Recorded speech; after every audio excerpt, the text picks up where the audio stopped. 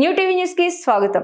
అంగన్వాడీల సమస్యలు పరిష్కరించడం చేతకాని ప్రభుత్వం అంగన్వాడీ కార్యకర్తలపై ఎస్మా చట్టం ఉపయోగించి ఉద్యమాన్ని అణగదొక్కాలి అనుకోవడం మూర్ఖత్వమని సిపిఐ పల్నాడు జిల్లా కార్యవర్గ సభ్యులు ఆంధ్రప్రదేశ్ ప్రధానాట్య మండలి జిల్లా ప్రధాన కార్యదర్శి బైరాపట్నం రామకృష్ణ పెదకూరపాడు నియోజకవర్గ ఏఐటియుసి గౌరవ అధ్యక్షులు సిపిఐ ఏరియా కార్యదర్శి మునుగోటి శ్రీనివాసరావు, సిఐటియు ప్రాంత కార్యదర్శి బి సూరిబాబు తెలిపారు.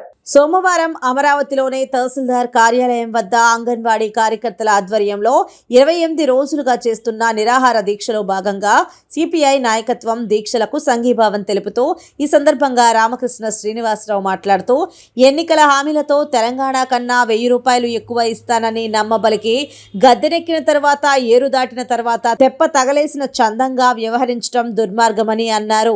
ప్రతిపక్షంలో ఉన్నప్పుడు జగన్మోహన్ రెడ్డి ఇచ్చిన హామీని అధికారంలో వచ్చిన తర్వాత నెరవేర్చాలని విజ్ఞప్తులు చేసినప్పటికీ పెడచెవున పెట్టిన ప్రభుత్వానికి కనువిప్పు కలిగించేందుకు, వారి హక్కులను పరిరక్షించుకునేందుకు ఎందుకు అంగన్వాడీ కార్యకర్తలు ఉద్యమాన్ని చేపట్టడాన్ని సభ్య సమాజం మద్దతు తెలపాల్సిన అవసరం ఎంతైనా ఉందని అన్నారు.